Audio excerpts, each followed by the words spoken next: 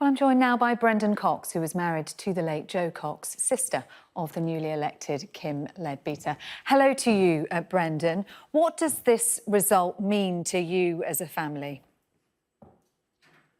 I think we're just very proud of Kim and the bravery that she's shown in putting herself forward. I think it is a very brave thing for people to do in any circumstance, particularly at the moment, given the sort of fraughtness of politics. But for Kim to put herself forward in the context where we lost Jo, I think takes even more bravery. So for us as a family, win or lose, we were just incredibly proud that she went into it both with that bravery, but also with that positive vision. She was relentlessly positive about how you bring your community together. And I think that's the thing that ultimately made the difference for her. I wonder what you think Jo would have made, seeing her sister now representing the constituency of Batley and Spen.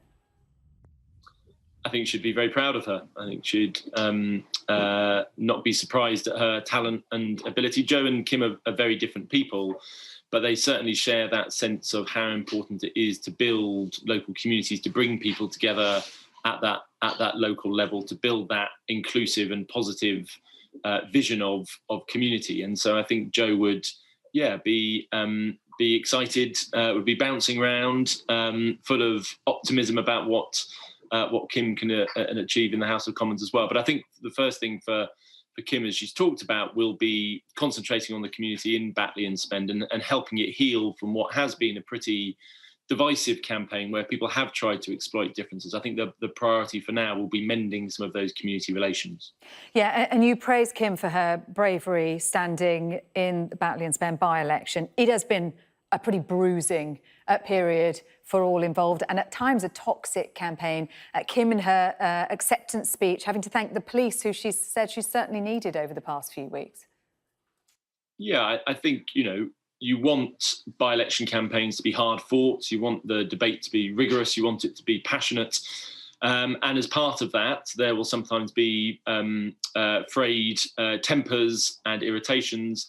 But I do think there were some people that stood in this election who were trying to, whose priority wasn't even really to win it, but it was to try and divide and to damage the community. And I think what was clear out of the result, while it was very close between the Labour Party and the Conservative Party, what was clear is that the people of Batley and Spen had no time for that division. The far-right parties got less than 0.5% of the vote combined. They all lost their deposits. So that's one of the most heartening things I'll take out of this, that yes, people turned up and they tried to put petrol on the flames of those community divisions, but ultimately the people in Batley and Spen answered that with a resounding no and voted for candidates that did want to bring communities together.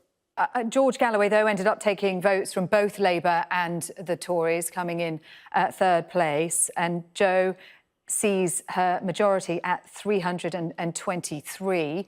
What do you think the challenges are now for her ahead, both in healing the divides in the community and building that majority? I think the easy thing to do in communities, specifically when the communities have got large differences within them, whether that's on the basis of race or religion, it's very easy to come in and stoke those differences. What is hard and what politics at its best is about is understanding those divisions and those differences, but trying to forge a collective vision and a collective project for those communities. So it's the easiest thing in politics to do, which is to fan the flames of hate. And Galloway and some of the others on the far right are very practiced and very adept at doing that. However, as I said, it didn't work ultimately. The two main parties got the vast majority of the vote between them.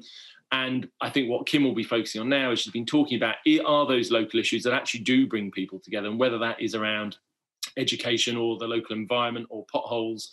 That saying that that Jo talked about, that we have more in common than the things that divide us, I think it absolutely comes through when you start talking about the issues and stop trying to fan the flames of hatred and division. OK, Brendan Cox, good to hear from you. Thank you.